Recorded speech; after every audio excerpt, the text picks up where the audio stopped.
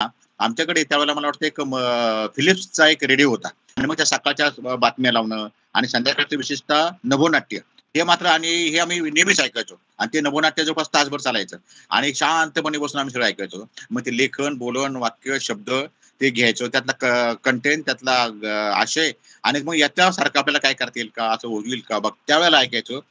त्यानंतर आकाशवाणीवरची माझी जवळपास 100 एक भाषणं झाली तो भाग वेगळा. परंतु त्यावेळेला असं वाटणं, की अरे बाबा हे आकाशवाणी आहे. मग त्याच्यामध्ये बऱ्याच वेळा हे व्हायचं. काय म्हणायचं, की ते सेल संपायचे. तर सेल आणायला सुद्धा पैसे नसायचे. त्यावेळेला सेल काय 4 2-3 रुपयाला असलं काही माहिती नाही. पण ते 4 सेल आणणं, ते पुन्हा बसवणं, ते करणं ह्या गोष्टी होत्या. परंतु ह्या अनौपचारिकपणे आम्हाला बऱ्याचशा शिकले गेलो.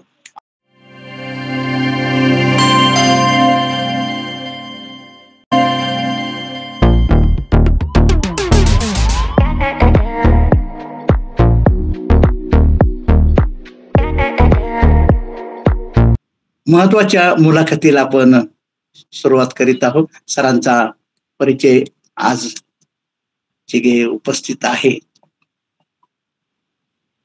त्यांना आम्ही त्यांचा परिचय पण देतो.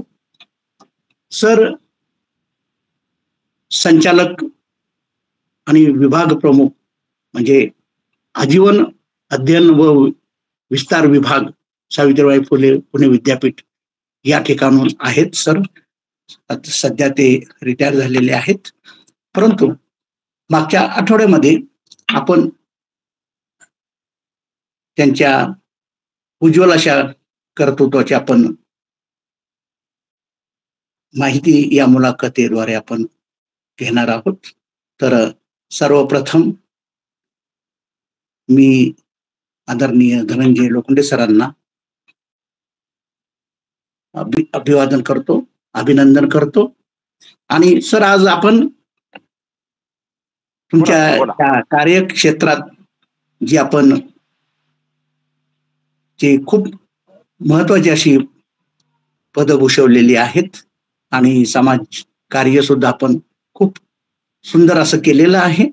तर मागच्या आठवड्यात आपण जी आपला काही मुलाखतीचा भाग राहिला होता तर त्या दृष्टिकोनातून आज आपण चर्चात्मक असंच तुम्ही ज्यावेळेस मागच्या वेळेस म्हणाले होते की त्याच्यातले आपले काही अनुभव सांगायचे असतील आपल्याला तर आपण इथं शेअर करू शकतो. तर ह्या तुमचा जो हा पूर्णतः प्रवास सामाजिक कार्यामध्ये किंवा ग्रंथाच्या किंवा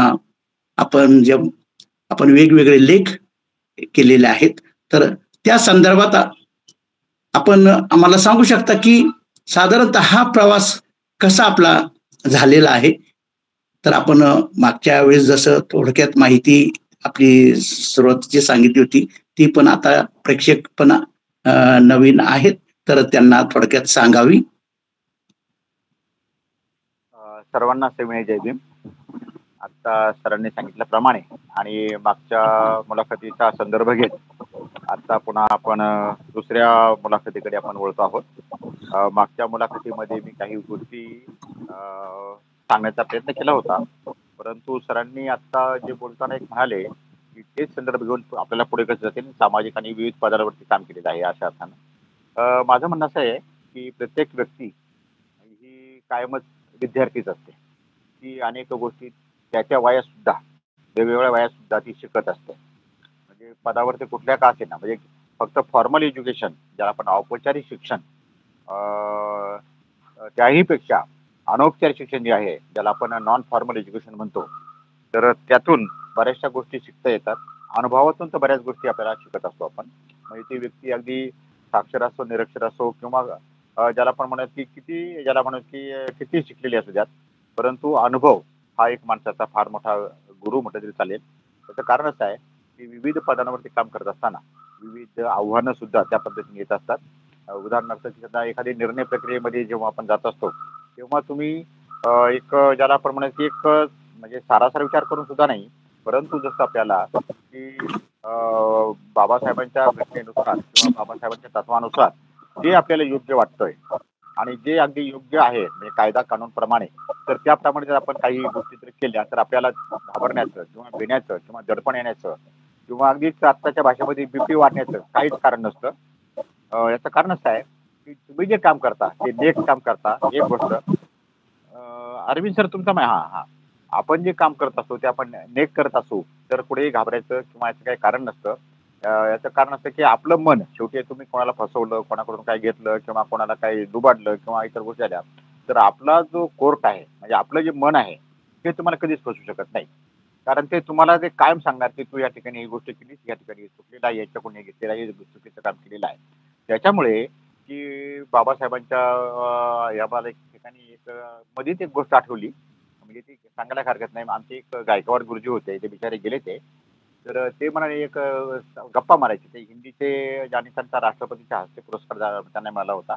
ते आता मध्येच आठवलं ते ह्या अर्थानं की एक ती गोष्टीच्या 2 मिनिटासाठी ती घेता येते गोष्ट. कारण आता ते म्हणाल होते कसे आपल्याकडे असतं ते, की त्या गुरुजींनी मला एक गोष्ट सांगितली होती आमच्या गायकवाड गुरुजींनी. शंकर गायकवाड त्यांचं नाव आहे. ते आता कोणाला माहिती असेल तर माहिती आहे, ते सासवडच्या भागातल्या तिकडचे होते. तर त्यांनी अशी गोष्ट सांगितली होती, एक महिला आहे, ती जंगलातून चालत असते, पाऊस पडत असतो, अंधार पडलेला आहे आणि पावसाचा जोर वाढलेला आहे आणि मग ती आता झपाझप चालू लागते, परंतु त्याला काही कळत नाही. आता पुढे अंधार पडलाय, लाईट होती सगळीकडे, पुढे कोणी दिसत नाही, काही दिसत नाही आणि वारा सुटलेला आहे. मग त्या जंगलातून ती प्रवास करत असते आणि तिला न एका झोपडीमध्ये एक देवा मेंढीने तिला पेटलेला दिसतो आणि मग तिथे गेल्यानंतर तशी त्याच्या झोपडीमध्ये जाते आणि त्या झोपडीमध्ये 3-4 लोक तिथे असतात. फॅमिली नसते, पण ती अशी 4-5 लोक तिथे असतात आणि मग ती बाई अगदी त्यांच्याशी छानपैकी ती बघते, बोलते, म्हणजे अगदी मी भिजली, असं झालं, तसं सगळं सांगते ती. परंतु त्यातला एक दिन म्हणतो की तुला असा भीती वाटत नाही का, की आम्ही 4-5 लोक आहोत आणि तू एकटीच इथे आहे जेवढ्या रानामध्ये, जंगलामध्ये, तुला भीती कशी वाटत नाही? ती म्हणजे मला भीती न वाटण्याचं कारण असं आहे की मी ज्या झोपडीमध्ये आलेले आहे तिथे मला बाबासाहेबांचा फोटो दिसतोय आणि बाबासाहेबांचा जर तिथे फोटो असेल, तिथली माणसं 100% चांगली असणार आहेत, हा मला कॉन्फिडन्स आहे, म्हणून मला भीती वाटण्याचं काहीच कारण नाही. आणि म्हणजे तात्पर्य असं आहे की तिथे बाबासाहेब आहे, तेव्हा तिथे फुले आंबेडकर तिथे आहेत, ज्याला आपण असं म्हणतो, तर तिथे आपल्याला घाबरायचं काहीच कारण नसतं. कारण आपण जे काम करणार आहे ते बाबासाहेबांच्या विचारांनी, फुले आंबेडकरांच्या विचारांना, परिवर्तनाच्या विचारांनी आपण जे करायचं आहे. बऱ्याच ठिकाणी पदांवरती काम करत असताना वेगवेगळे अनुभव आलेले आहेत. विशेषतः बऱ्याच अनोळखी लोकांना सुद्धा मी, ज्याला आपण म्हणूयात की फार मोठं काम केलं असं अजिबात नाही, पण मदत करणं किंवा ज्यांना म्हणू की सांगणं, चांगले मार्ग दाखवणं, ते झाल्यामुळे आता आपण सगळे बौद्ध उपासक आहोत आपण. परंतु मला एक असं वाटतं की आपण म्हणतो, सहज म्हणतो आपण, कर भला तो हो भला, असं आपण सहज म्हणत असतो. परंतु माझं म्हणणं असं आहे की माहिती नाही का, की आता काही गोष्टी चुकीच्या सुद्धा मी बोलण्याची शक्यता आहे. परंतु हे सातत राहतं, ते संचित आहे, की आपण जेवढं चांगलं करतो ते संचित सातत राहतं आणि मग जेव्हा आपण केव्हा तरी अडचणीमध्ये असतो किंवा आपल्याला काहीतरी मार्ग निघत नाही, तर त्यावेळेला आपल्याला अशी कोणी व्यक्ती मदत करतात की जी आपल्या ओळखीची जरी नसली किंवा आपल्या परिचयाची जर नसली, परंतु त्या व्यक्ती सहज सहज मदत करून जातात जातात आणि ते आपल्याला जाणवतं, अरे आपल्याला यांनी कसं काय मदत केली, आणि मग ती लोक कायमची स्मरणामध्ये राहतात. याचं कारण असं आहे की आपण चांगलं केल्याचं फळ आपण चांगलंच, त्याला आपण म्हणतो, मिळतं. जशा ह्या बाबी आहेत त्याच्यामुळे प्रसन्न राहणं, समाधानी राहणं, आनंद राहणं, हे यश कशाचं आहे, तर तुम्ही जर चांगलं काम केलं असेल, चांगलं वागला असाल, तर ते त्याचं नक्कीच यश आहे. तुम्ही जे म्हणालात की आज सुद्धा बघा की आज भाई वैद्य सरांचा आज त्यांचा आज जन्मदिन आहे, त्यांना मी अभिवादन करतो. खरं असतं त्यांचंच पुस्तक मी बराच वेळ वाचत होतो. हे ते त्यांचं पुस्तक आहे, जर तुम्हाला दिसलं तर बघा, इतकं मोठं त्यांचं जे काय हे पुस्तक ते. आणि ही जी माणसं आहेत ही फार मोठी माणसं होती आणि यांच्या संपर्कात राहण्याचा आणि त्यांच्या संपर्कामध्ये येण्याचा योग आला, म्हणजे त्याला म्हणता येईल की कसं आहे की एखाद्या व्यक्तीला, आणि मी आता माझा मुलगा डॉक्टर आहे, तुम्हाला माहिती आहे, आणि सुनबाई पण डॉक्टर आहे, दोघे डेंटिस्ट आहेत. आणि मला पुन्हा तेच गायकवाड गुरुजी आज का आठवतात मला माहिती नाही. परंतु ते म्हणाले की दवाखाना कुठेही टाकावं गुरुजी, मला माझे सर म्हणायचे की दवाखाना कुठेही टाका मुलाचा. कसं असतं म्हणले की ज्या ठिकाणी त्यांचं म्हणणं असं होतं की मी म्हणले की शेजारी दातांचे डॉक्टर असतात, मग आता काय करायचं? ते म्हणले दात किती आहेत? 32 असतात. मग एखादं तुमच्याकडे एखादं येणारच आहे. लक्ष्मी रोडला इतके सोन्याचे दुकान आहेत, पण कुठेतरी दुकानात कोणतरी जातच आहेत. त्यावेळेला त्यांनी मला सांगितलं होतं की जेव्हा तुम्ही हे गोष्टीकडे वळता, त्याच्यामुळे इथं तुमचं स्किल आणि ह्या गोष्टी तिथे महत्वाच्या असतात तिथे. तर त्या काळात सुद्धा आम्ही भाई वैद्यांसारख्यांची भाषणं आम्ही ऐकली. त्यांची म्हणजे आज खरं असते त्यांचा फार मोठा तारा भावाकर मॅडम तिथे पुण्यामधला तो कार्यक्रम होता. परंतु मी बाहेर होतो, म्हणजे जॉईन व्हायला उशीर होण्याच्या कारणासाठी मी आलो आणि लगेच फ्रेश होऊन सुरू केलं होतं. तर ह्या गोष्टी जेव्हा आपण वाचतो, बघतो, बोलतो आणि मी जसं पहिलं वाक्य म्हणालो होतं की आयुष्यभर माणूस हा विद्यार्थी असतो, आणि हा विद्यार्थीच म्हणजे खूप वाचन केल्यानंतरच त्याला पुढे जाता येतं. तर त्या दृष्टीनं वाचल्याशिवाय, अभ्यास केल्याशिवाय, प्रामाणिक असल्याशिवाय पुढे जाता येत नाही, हे मात्र निश्चित आहे. तुम्ही पहिला जो बोलला होता त्या दृष्टीने मी हा विचार बोललेला आहे. पण सर या प्रवासामध्ये खरं म्हणजे ज्या तुम्ही आता एक जो अनुभव शेअर केला हा हा की हा बाबासाहेबांच्या तत्वावर चालणारी व्यक्ती त्याच्याबद्दल इतर समाजातील लोकांना असे आपण बरेच म्हणजे माहिती आहे की आपले ज्या ज्या वेळेस लोक बाबासाहेब आणि बुद्धांच्या विचारावर चालणारे असतात तर त्यांना या समाजकार्य करताना त्याचा खूपच म्हणजे त्यांना म्हणजे उपयोग होत असतो आणि समोरच्या व्यक्तीला सुद्धा ते विश्वास ठेवतात आपल्यावर कारण हे खरंच बाबासाहेबांच्या त्या तत्वाचं आणि भगवान बुद्धांच्या तत्वाचा हा समाजावर झालेला हा परिणाम जाणवतो आपल्याला कारण तुमच्या ह्याच्यातून आम्हाला हे जाणवलंय की आपले बरेच लोक ह्या विचारावर चालणारे लोक ज्या ज्या वेळेस समाजामध्ये कार्य करतात किंवा समाजात प्रसाराचं कार्य करतात तर त्यावेळेस हा आपला विचार किंवा हे तत्व आपल्याला खूप उपयोगी पडतं याचा तुम्हाला खूप अनुभव आलेला आहे. आता तुम्ही याच्यामध्ये भटक्या विमुक्तांच्यासाठी सुद्धा त्या दृष्टीनं कार्य केलेलं आहे तर त्या भटक्या विमुक्तांच्या बाबतीत कसा तुमचा म्हणजे याचा अनुभव आहे म्हणजे आता एक गोष्ट आहे की काय होतंय की आपली चळवळ आणि आपण म्हणजे सगळीकडे सामाजिक आपण ज्याला म्हणतो ना स्तरीकरण किंवा इतर बाबी ज्या आहेत सोशलायझेशन ज्याला आपण म्हणतो सामाजिककरण. तर त्याच्यामध्ये कसं होतं की सुरुवातीला काही काळामध्ये जवळपास एक 5-10 म्हणजे आपण 4-5 दशकाच्या पूर्वी परिस्थिती अशी होती की सगळे गुण्या गोविंदाने राहत होते, सगळे एकत्र होते आणि बऱ्या पैकी एकमेकांच्या हातात हात घालून किंवा प्रकटपणे न बोलता पण आपण सगळे बंधू म्हणजे महात्मा फुले यांची विश्वकुटुंब संकल्पना त्या दृष्टीने बऱ्यापैकी होती. परंतु अलीकडच्या काळामध्ये थोडेसे रंग बदलत गेले आणि ते रंग बदलल्यामुळे मग जसं की मागच्या वेळेला मी बोललो होतो की मंडल आयोगांचं मी त्या काळामध्ये आमच्या गावच्या यात्रेमध्ये आता चैत्र महिन्यात सुरू गाव महिन्यात आमची यात्रा असते. तर त्या काळामध्ये आम्ही विद्यार्थी असताना 1983-84 ला तर मंडल आयोगाचं पत्रक आम्ही गावात वाटलं. याचं कारण असं आहे की आधुनिक करावं का लागतं कारण लोकांना आजही कळत नाही की मंडल आयोग काय आहे. बाबासाहेबांनी हिंदू कोडबिलाचा राजीनामा दिला म्हणजे न घेतल्यामुळे राजीनामा दिला म्हणजे नक्की काय घडलं त्या हिंदू कोडबिलामध्ये नक्की काय गोष्टी होत्या हे लोकांना कळलं नाही आणि तेच सांगण्याची जबाबदारी मात्र आता आपल्या सगळ्यांची आहे. आणि आता मी एक ह्या जयंतीला 2-3 ठिकाणी बोलणार आहे आणि त्याच्यामध्ये माझा हा मुद्दा असणार आहे की एक वाक्य आपण सहज शकतो बाबासाहेब आंबेडकरांनी कामगार मंत्र्यांचा राजीनामा दिला. आपण तो का दिला, कशामुळे दिला, हिंदू कोडबिलाचा आपण म्हणतो पण हिंदू कोडबिलात नक्की काय होतं आणि त्यामध्ये फक्त दलितांचंच होतं का असं अजिबात नाही. कारण बाबासाहेब आंबेडकरांचं ज्यांना आपण असं म्हणूयात की त्यांना दलितांच्या कॅबरी म्हणून एका स्क्वेअरमध्ये एका चौकोनात त्यांना ठेवलेलं आहे. तर ते होऊ नये म्हणून आपल्या सारख्या वाचक मंडळींची, डोळस मंडळींची, अभ्यासू लोकांची, संशोधकांचं फार मोठी जबाबदारी अशी आहे की सगळ्यात महत्वाचं म्हणजे की बाबासाहेब आंबेडकरांचा विचार लोकांपर्यंत पोहोचवणं आणि इतर समाजातील लोक जे वाचतात, ते बघतात, ते लिहितात आणि बाबासाहेबांना मानणारा बऱ्यापैकी समाज अजूनही खूप मोठा समाज आहे आणि की जो बाबासाहेबांना मानतो की जो पूर्वाश्रमीचा ज्याला आपण म्हणत की महार समाज आताचा बौद्ध समाज म्हटलं तो तर मानणारा आहे त्याच्या मानतोच आहे पण याच्याही विश्वाय इतर जातीतील इतर जे अभ्यासू लोक आहेत ते चांगल्या पद्धतीने बाबासाहेबांवरती अभ्यास करतात, चांगल्या पद्धतीने बोलतात नव्हे आपल्यापेक्षाही जास्त संदर्भ देऊन ते बोलू शकतात आणि याचं कारणच असं आहे की बाबासाहेबांनी जो विचार मांडलेला आहे तो सार्वत्रिक विचार आहे. कोणत्या जाती धर्माचा किंवा असा काही नाही. परंतु तुम्ही जसं म्हणाला भटक्या विमुक्तांच्या संदर्भामध्ये यांच्यापर्यंत आपण पोहोचायला फार कमी आहोत असं मला वाटतं, कमी पडलेलो आहोत असं मला वाटतंय.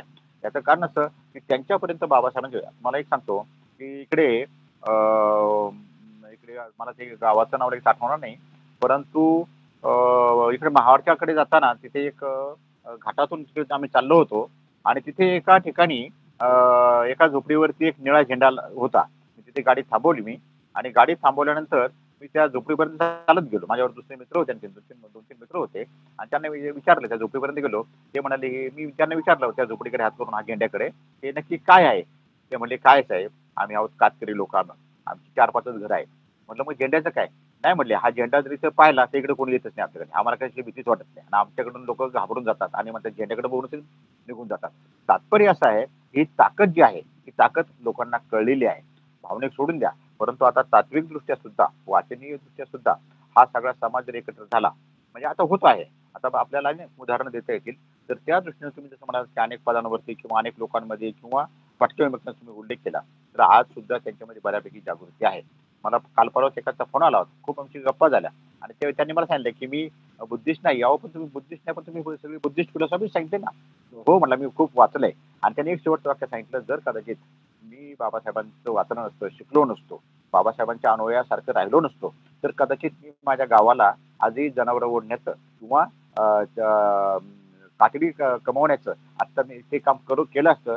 कारण ते म्हणाले की माझे जे वर्गमित्र होते त्या काळामध्ये जवळपास 40 वर्षापूर्वीचे, ते अजूनही तसेच आहेत. मी मात्र एका उच्च पदस्थावरती आहे. याचं कारण असं की श्रेय जाते ते फक्त बाबासाहेबांना जाते.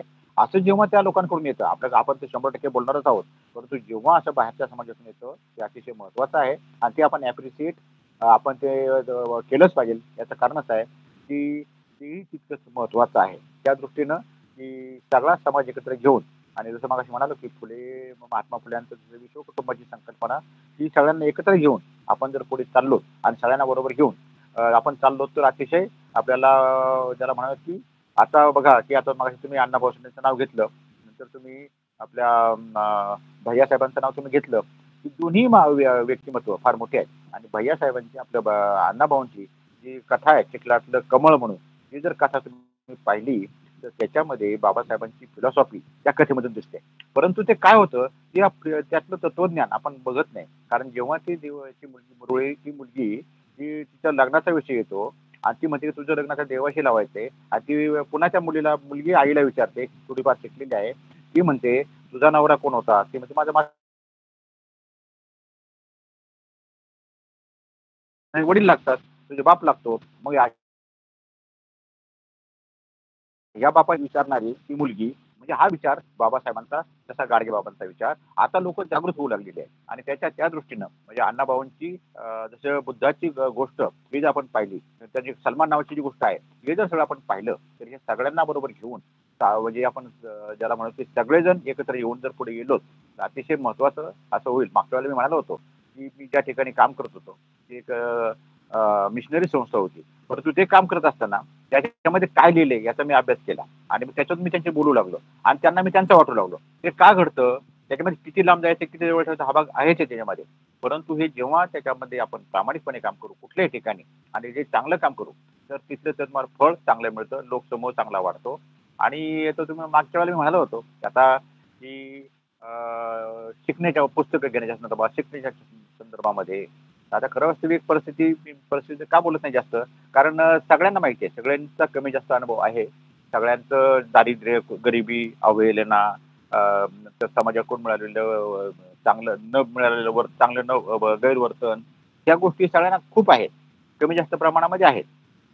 परंतु जेव्हा आम्ही म्हणजे मी स्वतः तुम्हाला जसं मागच्या वेळेला मला कधी सांगितलं होतं की अगदी म्हणजे 1 रुपयाला 100 जोड्या त्या अष्टरच्या बांधल्या जायच्या, किंवा कांदे, किंवा ते आंब्याच्या पेट्या टाचणे, किंवा कांदे भरणे, किंवा या गोष्टी करत असताना सगळ्यात महत्वाचं त्या काळामध्ये आम्हाला एका म्हणजे ओतूरच्या एका मुस्लिम ग्रस्तानं आम्हाला, माझ्या वडिलांना एक शिळी दिली होती, तिचं नाव बगडी होतं.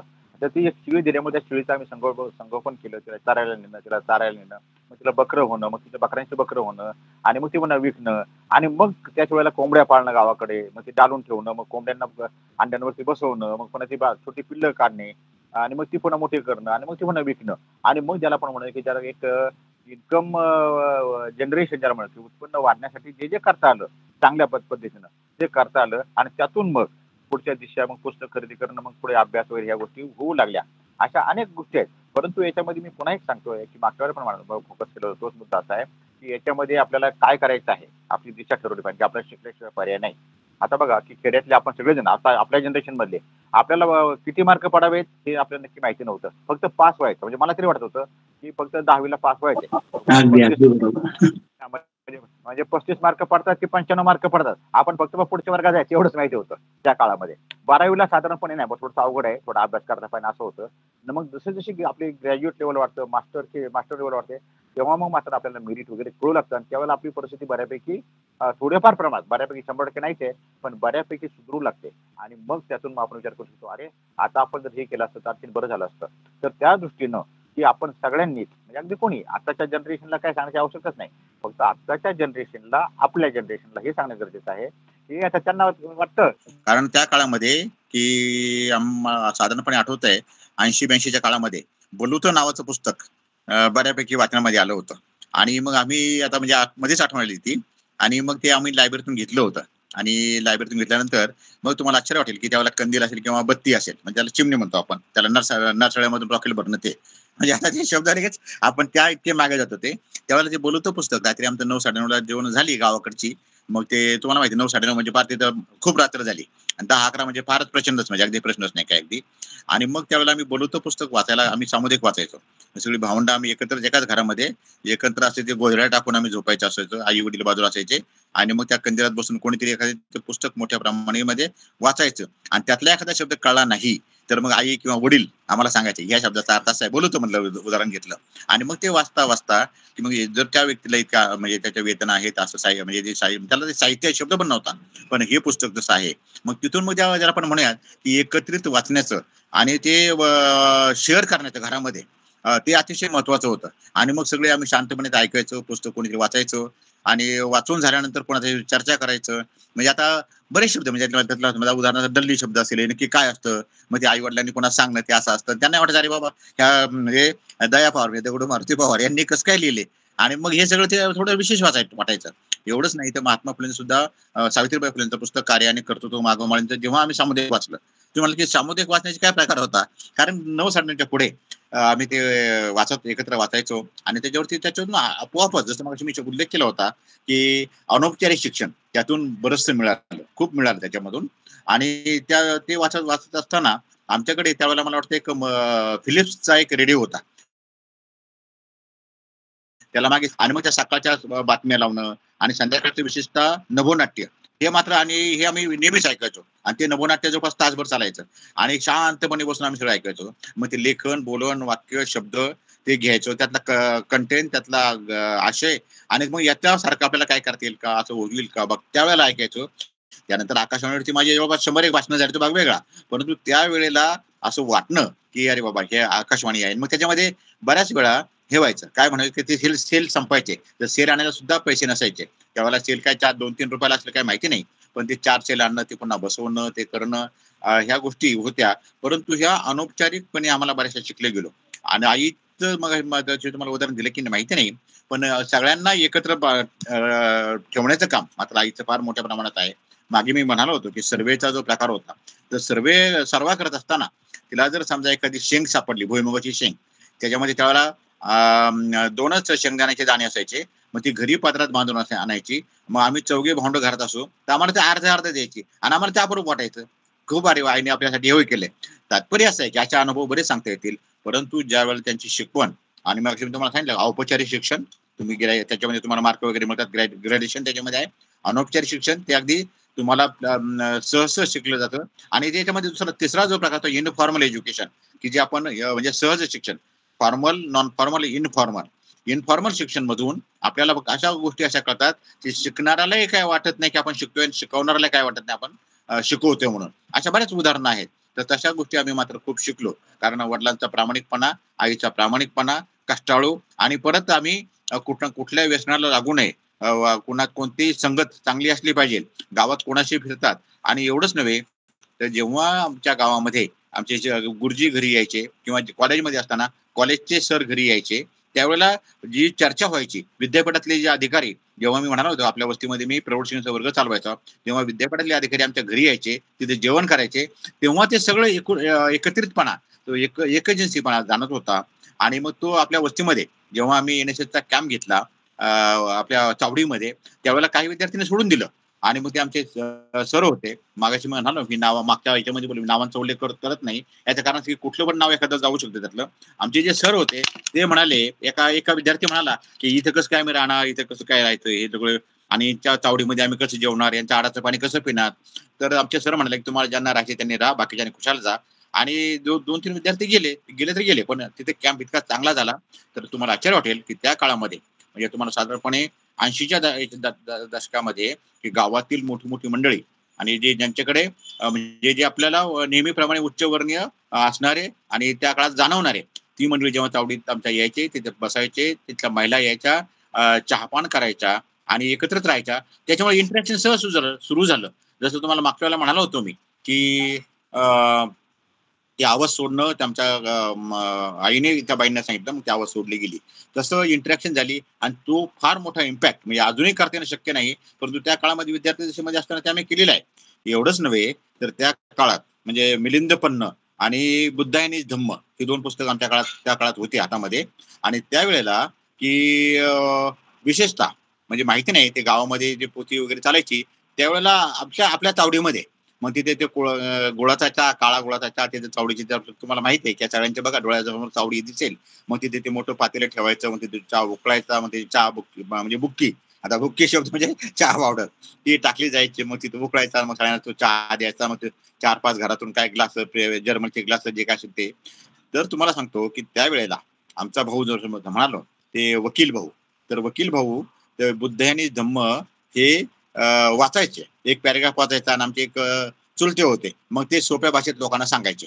म्हणजे त्याचं आता शब्द चुकीचा आहे, म्हणजे पारायण हा शब्द चुकीचा आहे, परंतु ते लोकांना बिंबवण्यासाठी म्हणजे आम्ही 1-1.5 तास ते बुद्ध आणि धम्म सामुदायिकपणे चावडीमध्ये वाचलेलं आहे.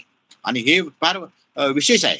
आणि एवढंच नव्हे तर ते वाचत असताना म्हणजे भावालाही त्याची आवड मिळाली स्वतःला, आणि स्वतःला जसा फायदा होतो तसा दुसऱ्यांना फायदा झाला, आणि ते लोक ऐकत गेले, वाचत गेले. आणि मग आता आपण सहज बोलतो धम्म म्हणजे काय, धर्म म्हणजे सद्धम्म म्हणजे काय, ह्या सगळ्या गोष्टी आपण सध्या आता बघत असलो तरी सुद्धा याचं बीजारोपण हे खूप पूर्वीपासून करावं लागतं. त्या दृष्टीनं आपणही मागे एका विहाराचा उल्लेख केला होता, तसं आपल्या विहारामध्ये सुद्धा मुलांना समजा आपण या त्रिपिटक असेल किंवा बुद्ध यांनी धम्मातलं काही वाचन असेल, काही पॅरेग्राफ असतील, अधम्म म्हणजे काय, धम्म म्हणजे काय, सद्धम्म म्हणजे काय, ह्या जर गोष्टी एका 5-5, 10-10 मिनिटात जर सांगितल्या तर लोकांना खूप फायदा होतो. आता आमची मागच्या वेळेला मी जसं म्हणालो की सगळ्यात मोठा भाऊ सेल्टॅक्समध्ये होता, दुसरा भाऊ माझा हायकोर्टामध्ये ऍडव्होकेट आहे, मी तिसरा आहे. आमच्या बहिणींचं सुद्धा शिक्षण आई वडिलांनी मात्र खूप केलं. आमची सगळ्यात थोरली बहीण की जी मुख्याध्यापिका म्हणून रिटायर झाली, तिने डीएड केल्यानंतर ती नोकरीवर लागली, नंतर ती मुख्याध्यापिका झाली, आणि मग त्यांचं सेट, आणि त्यांच्या घरात सगळे आता डीएड बीएडच आहेत आणि सगळे शिक्षक आहेत. आमचे मेवणे हेडमास्टर होते, बहीण हेडमास्टर होती, ते एक भाग. माझी धाकटी बहीण जी आहे तिने नंतर डीएड केलं. म्हणजे तिला खरं तुम्हाला सांगायला थोडस आता याच्या अनुसरूनच आहे, आम्हाला त्या आमच्या धाकट्या बहिणीला तिला आम्हाला डॉक्टर करायचं होतं. तिला परिस्थिती माहिती आहे गावाकडची काय आहे ती, म्हणजे अगदी कशा परिस्थितीत डॉक्टरसाठी काय करतो आम्हाला माहिती नव्हतं. फक्त नॉलेज इज पॉवर, आपल्याला शिक्षण पाहिजे, आणि या दृष्टीनं मग तिने अभ्यास भरपूर केला. आणि त्या काळामध्ये तिला 12वीला 65% मार्क पडली ओतूर कॉलेजला. आणि आम्हाला वाटलं अरे चला 65% म्हणजे अरे खूप. आणि त्यावेळेला आम्ही मगाशी उल्लेख केला की 10वीला फक्त पास व्हायचं एवढंच माहिती होतं आपल्याला. तिला 65% मार्क पडले, आम्हाला खूप आनंद झाला. आणि मग तिला म्हटलं तुला आता सायन्सला जा आणि तुला आपण डॉक्टरचं बघू. आम्हाला त्यातलं काही कळत नव्हतं त्यावेळेला काही, परंतु त्यावेळेला डिटेक्शन बॉक्स घ्यायला सुद्धा पैसे नव्हते, आणि ते नाही जमलं तिला, तिथे नाही जमलं. कारण याचं कारण असं की ते प्रत्येक वेळा ते बॉक्स आणणं, मग ते स्टीलच्या ते इन्स्ट्रुमेंट असणं, ते काही जमलंच नाही. मग तिने नंतर डीएड केलं, आणि डीएड केल्यानंतर ती नोकरीला लागली. डीएड नंतर तिने एमए केलं, एमए नंतर ती पुन्हा म्हणजे मुख्याध्यापक म्हणून आज रिटायर आहे पुन्हा. तात्पर्य असं की जेव्हा जेव्हा आपल्याला संधी मिळते आणि जेव्हा जेव्हा आपण ज्या समूहात आणि त्या वातावरणात जातो तेव्हा ते कळतं. आणि शिक्षणाचं म्हणजे तुम्ही मागच्या वेळेला विचारलं की वारसा असा काही नव्हता, पण आपण जर शिकलो तरच पुढे जाऊ शकतो. हा मार्ग एक बाबासाहेबांचा, फुले आंबेडकरांचा हा पगडा आमच्यावरती आई वडिलांनी हे मात्र आम्हाला कायमचाच म्हणजे ज्याला म्हणूयात की तो बिंबवलाच होता की शिकला तरच पुढे जाणार आहात तुम्ही. आणि ते आम्ही अनौपचारिक शिक्षणातून, ज्यांना असं म्हणू की आई वडिलांच्या वर्तनातून आणि बऱ्याच काही गोष्टी, आणि दुसऱ्यांना मदत करणं म्हणजे सर या बाबतीत बरं का सर, आपण जे अनुभव अतिशय चांगला सांगितलेला आहे की आपले आई वडील म्हणजे आपल्या ह्या पिढीतले सर्व आई वडील अशिक्षित होते, परंतु त्यांचे जे काही संस्कार म्हणजे बाबासाहेबांचे त्यावेळेस त्यांनी भाषणं ऐकली असतील किंवा त्यांच्या सानिध्यात असतील तर तो आपल्यावर परिणाम झाला. तर आता आपल्या मुलांवर आपला काय म्हणजे आपण काय करू शकतो, म्हणजे कारण याच्या संदर्भात सुद्धा आपल्याला आता वाटत असेल की आपल्या मुलांनी काय आदर्श घ्यावा. आपल्या आई वडिलांचा तर आपण आदर्श घेतलेला आहे आणि बरीच आपली प्रगती झालेली, पण आपण आपल्या मुलांना काय आदर्श देऊ शकतो? अतिशय म्हणजे हा एक अवघड प्रश्न आहे, याचं उत्तर इतकं सोपं नाहीये. त्याचं कारण असं आहे की आत्ताचं जनरेशन आपलं आणि आपल्या मुलांचं जनरेशन हे फार फरक. म्हणजे बघा 3 पिढ्या घ्या, आपले आजोबा आजी राहू द्या बाजूला, पण आपले आई वडील घ्या, बरोबर. आपण समजा 60 मधले आहोत असं गृहीत धरू, आणि आपले आई वडील घ्या, नंतर आपण स्वतः घ्या, आणि आपली येणारी पिढी घ्या पुढची. हे 3 जनरेशनला एकत्र करणं त्याचं फार अवघड आहे. आणि अवघड असताना चॅलेंजिंग असं म्हणजे आव्हानात्मक असं अजिबातच नाहीये. परंतु पुन्हा मी जसं म्हणालो, की आपण सगळ्यांना एकत्रित घ्यायला कमी पडतो की काय, सगळ्यांपर्यंत पोहोचतो की नाही, असा जसा आपल्याला प्रश्न असतो, तसा की आता इथे सुद्धा आपल्याला असा प्रश्न पडला की आपण खरंच कमी पडतो की काय आपल्या मुलांना सांगण्यासाठी. याचं कारण असं आहे की बाबासाहेबांनी सांगितलं तुम्ही शिका शिका शिका, संघटित व्हा, अभ्यास केला पाहिजे, पुढे गेलं पाहिजे, चांगल्या मुख्याची पदं स्वीकारली पाहिजेत. त्या दृष्टीनं आपल्या पिढीने जे सहन केलंय, म्हणजे मी तुम्हाला मागे वेळा सांगितलं होतं की उजळीत म्हणजे कोणीतरी पाणी ओतलं, मी उजळीने पाणी पिलेलं आहे, आणि ते दुःख त्याच्या मुलांना जे म्हणणार हे कसलं काय स्वप्न जाणार असं कुठं, असं कुठे, असं जमणारच नाही. म्हणजे आपले सगळं पुढचं जनरेशन म्हणतो ते असं असेल असं वाटत नाही त्यांना, ते विश्वासार्थ ते वाटणारच नाही. विश्वासच बसणार नाही त्यांना. बरोबर आहे, बरोबर. आमच्या मुलांना पण आम्ही ज्यावेळेस सांगतो ना की आम्ही पण असं लहानपणी भोगलेले, तर ते म्हणतात आता तर कुठे दिसत नाही तसं, पण शहरात दिसत नाही, पण अजूनही खेड्यामध्ये तो प्रकार अजून थोडासा आपल्याला जातीभेदाचा जाणवतो, शहरात कमी जरी असला. आणि तुम्ही युनिव्हर्सिटीत होता, तर तुम्हाला तर काय बराच काळ तिथं गेलेला आहे, आणि ते सर्व सुशिक्षित लोक तिथं जास्त असल्यामुळं साधारणतः जातीभेदाचं काही जाणवलं नसेल. पण प्रक्रियेमध्ये ज्यावेळेस तुम्ही त्यांच्या नियोजन प्रक्रियेमध्ये तुम्ही बऱ्याच वेळा आलेला आहे, आणि देशी विदेशीतले सुद्धा तुम्ही लेक्चर अटेंड केलेले आहेत, त्या दृष्टीने पण प्रयत्न केला.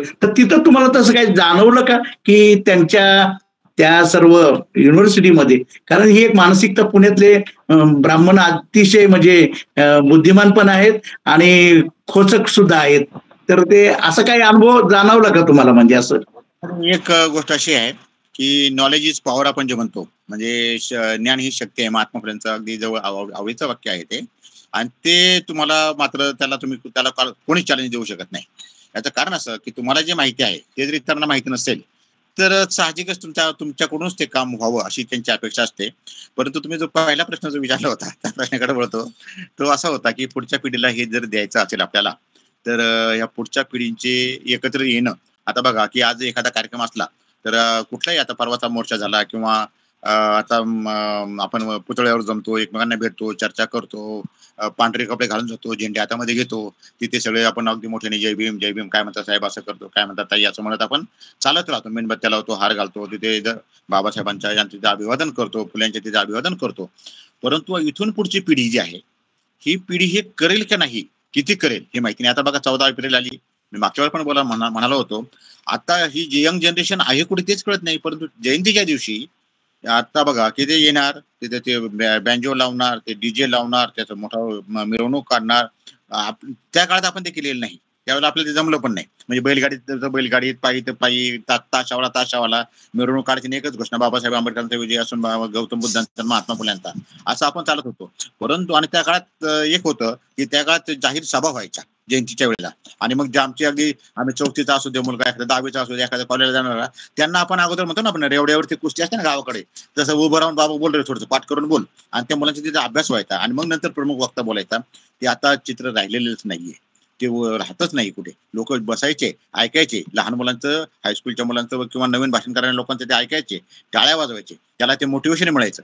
परंतु आता येणाऱ्या पिढीला आपण वेगळ्या पद्धतीनं जर आपण घेतलं, यांच्या विविध स्पर्धा घेतल्या की त्याला सर्टिफिकेट दिले, त्यांना आपण मोमेंटो दिले, तरी आपण हे करू शकतो. आणि आता बघा की तुमचा जो उपक्रम आहे आत्ताचा, याच्यावरती जो प्रश्न उत्तरांचा जो उपक्रम आहे, तो अतिशय चांगला उपक्रम आहे, आणि आता बरेच त्याला दिवस झालेले आहेत. जर ते प्रत्येकाने कोणीतरी एखादं, ते मला वाटतं ते लिहून पण घेतलेले आहे, दररोजचा प्रश्न लिहून घेणं, त्याचे उत्तर लिहिणं, हे जर तुमचे हजारो प्रश्न तयार झाले, तर हे प्रश्न एखाद्या अभ्यासकाला सुद्धा मार्गदर्शक ठरणार आहे. तुमचा उपक्रम तो फार चांगला आहे, परंतु त्याचे उत्तर ते सकाळी 6ला तुमचे जे सुरू होतं तर संध्याकाळपर्यंत उत्तर येतं, ते हे खूप चांगलं आहे. परंतु ह्या येणाऱ्या पुढच्या पिढीला ह्या सगळ्या गोष्टी आपण सांगितल्या पाहिजेत, आणि त्यांना दिल्या पाहिजेत. आणि सत्य काय आहे, आता बघा की बऱ्याच गोष्टींचा आता म्हणजे उल्लेख करणं अवघड आहे, कारण आता जी काही देवस्थानं असतील किंवा इतर काही मोठी जी नावं म्हटले जातात, तर ते नक्की काय आहे, किंवा आता परवा बीज झाली, त्याच्यावरती बरेच काही ठिकाणी चर्चा, वाद संवाद झाले, तर हे नक्की काय आहे, तर हे मुलांपर्यंत, पुढच्या जनरेशन पर्यंत पोहोचवणं हे अतिशय महत्वाचं आहे. कारण त्या काळात सुद्धा आपण वाचायचो, चर्चा करायचो, बोलायचो. आज एकत्र येतो, समजा एखाद्या हॉटेलमध्ये बसून आपण चर्चा करतो, अर्धा कप का होईना चहा पितो, छानपैकी गप्पा मारतो. मग ते अगदी काही काही शाळा पॅन्थरच्या आठवणी आपण सांगतो आणि मग त्या दृष्टीने आपण पुढे प्रवास करतो. पण आताच्या पिढीला एकत्र आणण्याची यंत्रणा नाही आणि ती यंत्रणा निर्माण करणं हे अतिशय गरजेचं आहे. कारण आताची जनरेशन आयटीची जनरेशन आहे आपली.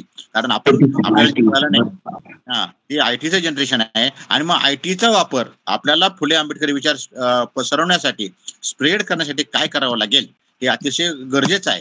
आणि मग त्या दृष्टीनं ट्रान्सलेशन, समजा आता मी मराठीमध्ये बोलतोय पण याचं ट्रान्सलेशन इंग्लिशमध्ये ते अनेक मल्टिपल ठिकाणी कसं जाईल, त्या लोकांना, कॉन्व्हेंटच्या मुलांपर्यंत, आपल्याच कॉन्व्हेंटच्या मुलांपर्यंत कसं जाईल आणि ते वेळ कसं देतील. मी तुम्हाला सांगतो की मी एका मागच्या 2 महिन्यापूर्वी मी याला होतो, अहमदाबादला होतो आणि तिथे एका शाळेमध्ये गेलो मी. आता नाव पण त्या शाळेचे घेत नाही, परंतु तिथे मी पाहिली लहान लहान मुलं कसला अभ्यास करत होते, प्रचंड अभ्यास करत होते.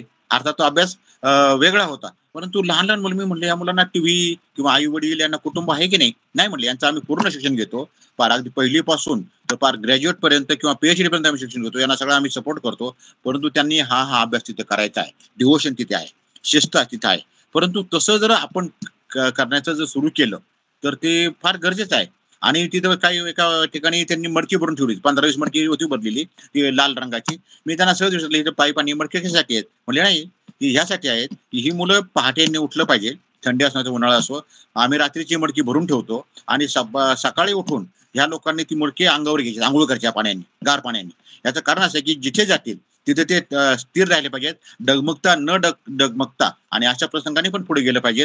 हा शिकवण त्यांना आम्ही आतापासून देतो. शिस्त असेल, अभ्यास असेल, परीक्षा असेल, या सगळ्या गोष्टी आम्ही देतो. पण आता आपल्या ह्या जनरेशनला तशा गोष्टीचं करणं आपल्या दृष्टीनं ते आव्हानात्मक आहे, अवघड आहे असं अजिबातच नाही. तर त्या दृष्टीनं म्हणजे अभ्यासिका तयार करणं, इंग्लिश मधले पुस्तकं तयार करणं, ट्रान्सलेशन करणं आयटीच्या पुढच्या पिढीच्या दृष्टीनं हे अतिशय महत्वाचं आहे. कारण पुढच्या जनरेशनला, आता बघा की आता मी बाल्कनीत बसलेलो आहे, आता फक्त तुम्हाला मी दाखवतो बघा. आता हे जे आहे, हे बघा, हे बघा, हे बघा, हे बघा, हे बघा, हे सगळं आता हे बाल्कनीतला हा माझा इथे सगळ्या गोष्टी आहेत. आता इथे संविधान दिसतंय तुम्हाला, इथे संविधान आहे, इथे पुन्हा त्याच्या खाली महाडचा मुक्ती संग्राम आहे. हे अगदी हे जे आहे हे बेसिक कांबळेंची सगळी चरित्र आहेत सगळे आणलेले. नंतर हे याच्यामध्ये बॉक्समध्ये आहे ते कैरमोडींचे आहेत. हे सगळंच्या सगळं हे आहे. परंतु आता पुढची पिढी, येणारी पिढी, हे सगळ्यांच्याच घरामध्ये आहे, हे सगळ्यांच्याच घरामध्ये, हर्षांच्या घरामध्ये, प्रत्येकाच्या घरात 5, 50, 100, 200, हजारो पुस्तकं आहेत. पण ह्या पुस्तकांचं पुढे काय होणार आहे, पुस्तकांचं पुढे काय जाणार आहे, होणार आहे, तर याचा आपल्या सारख्या सगळ्यांनी एक विचार करून काय करता येणं शक्य आहे, हा एक मात्र विचार करणं अतिशय गरजेचं आहे. याचं कारण असं आहे की पुढची जनरेशन आणि आताच्या परिस्थिती फार बिघडलेली आहे आणि घुसखोरी मोठ्या प्रमाणात झालेली आहे.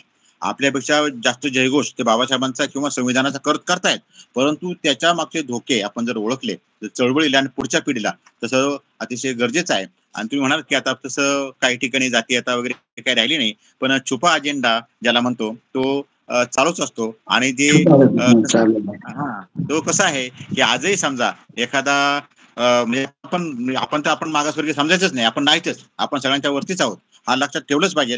तो आपला मंत्रच असला पाहिजे.